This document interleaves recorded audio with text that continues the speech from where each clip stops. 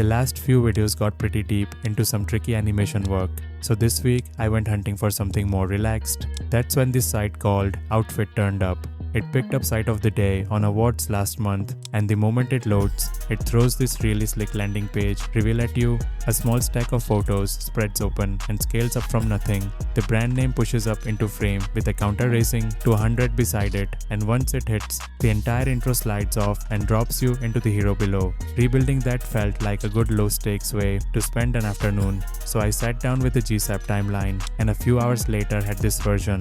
Same spirit as the original, just pared down. The whole build is what I'll be taking you through here. It's a gentler one compared to recent uploads too. No heavy math stuff, mostly just learning to stack and overlap tweens, so a single timeline plays out like a proper sequence. If you'd like to grab the source code for this project, along with hundreds of other similar micro projects and a brand new website template every month, you can check out the Pro membership via the link in the description. And if you find my work helpful, make sure you leave a like on the video and subscribe to the channel if you haven't already. Alright, let's get into the code. First of all, we'll lay down the three pieces that make up the page: a preloader at the top that runs the intro, a nav for the links, and the hero section underneath that gets revealed once the preloader clears. Now, we'll move inside the preloader and add the image stack. We wrap 6 images in a container called preloader images and give each one its own preloader image div. These are the photos that fan out and scale up as the page loads. Then we'll drop in the preloader header sitting on top of the images. For now, it's just an empty wrapper that'll hold the title and the counter. Inside it, we add the heading, a single H1 reading archive. That's the brand name we'll animate up into view. Then comes the counter, a div with the class preloader counter, and a paragraph inside set to 000. This is what ticks up to 100 while the intro plays. After that, we'll head into the nav. First, the logo, just an anchor with the brand name, and the links, a row of 5 anchors sitting on the other side. Next, the hero. We give it a header with its own H1, again reading archive, the big headline that sweeps in once the curtain lifts. Finally, the hero footer, 3 small paragraphs along the bottom. With the markup done, we've got our preloader with its images, title and counter, the nav, and the hero waiting underneath. Next, we'll head into the CSS and get everything positioned before any JavaScript. First of all, we'll pull in our font and do a quick universal reset, zeroing out margins and paddings and setting box sizing to border box across everything. We'll also set up a few CSS variables up top, an off-white, a soft greenish gray, and a near black, so we can reference our palette by name instead of repeating hex codes everywhere. Next, the shared type styles. The headings, anchors, and paragraphs all get Noe Montreal as their font, a medium weight, slightly tightened letter spacing, and a snug line height. And images get set to fill their box completely, with object fit cover so they never stretch. Next, the preloader itself. We fix it to the top of the screen, full width and full viewport tall, give it the dark background and light text, and set its clip path to a full rectangle for now, since that's what will animate closed later to reveal the page. We also set overflow to hidden. Drop will change on the clip path and bump its Z index up so it sits above everything. Next, the image stack. The images container fills the preloader edge to edge. Then each preloader image is absolutely positioned and centered in the middle of the screen, scaled down to 0, with a clip path pinched inward to a small rectangle. So they start invisible and collapsed, ready to scale and unclip open.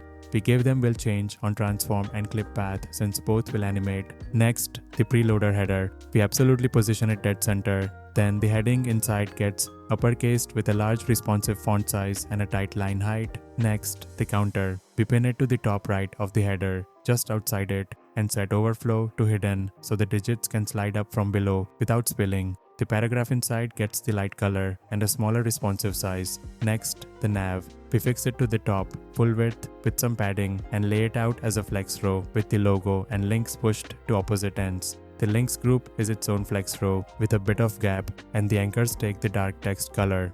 Next, the hero. We position it relatively, full width and full viewport tall, give it the light green background and dark text, and set overflow to hidden so nothing spills while the headline sweeps in. Next, the hero header. We absolutely center it, turn it into a flex container that centers its content, and set overflow to hidden so the heading can reveal from below. The H1 inside gets uppercased with a big responsive font size and a tight line height. Next, the hero footer. We pin it to the bottom, full width with some padding, and spread its 3 paragraphs out as a flex row sitting along the baseline. Then comes the part that primes everything for animation. words, and the counter paragraph all start pushed down by 100% with will change on transform. So every piece of text sits just out of view, waiting to slide up. Finally, a small responsive tweak. On narrower screens, we nudge the counter a little closer to the header and stack the nav links into a right-aligned column so they don't crowd the bar. With this styling done, everything's positioned and primed. Next, we'll jump into the JavaScript and bring the whole thing to life. We'll start by importing our dependencies at the top, GSAP for the animation, split text for breaking our headings and labels into pieces, and custom ease for shaping our own easing curves. Then we register custom ease and split text as GSAP plugins so they're ready to use. While we're here, we'll define two custom eases of our own, one called hop and one called hop2. Both are that smooth, snappy in and out curve, with hop2 being just a touch sharper at the ends. Next, we'll write a little helper for splitting text. It takes a selector, the split type, a class name, and an optional mask flag that defaults to true. Inside, it calls split text with that type, applies our class to each piece, and conditionally adds masking only when we want it. Wrapping this in a helper means we don't repeat the same split text config 4 times over. Then we'll actually run our splits, so now every bit of text we plan to animate is split and primed. Next, we'll set the starting rotations on the images. We define an array of 6 angles, then set each preloader image to its matching rotation by index. So instead of a tidy stack,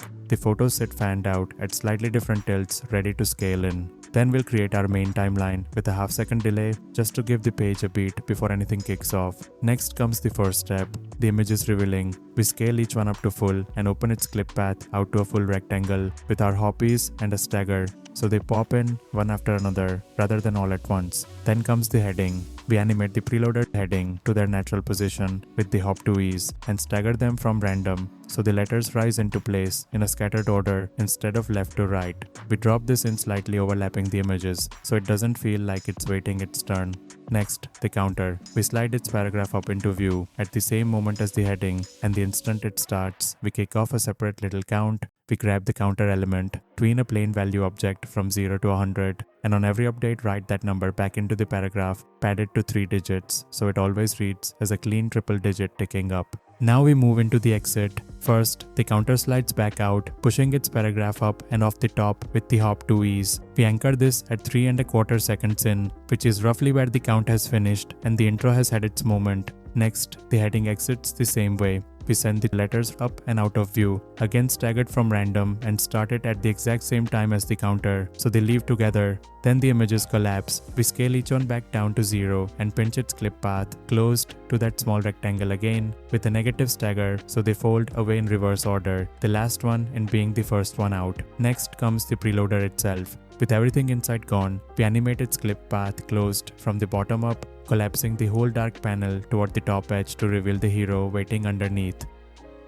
Then, while the preloader is still finishing its close, we bring in the hero headline. We animate its letters up into place with the hoppies, staggered from random, and start it slightly before the curtain has fully lifted, so the page never feels bare. Next, the nav. We slide its words up into view with a small left to right stagger.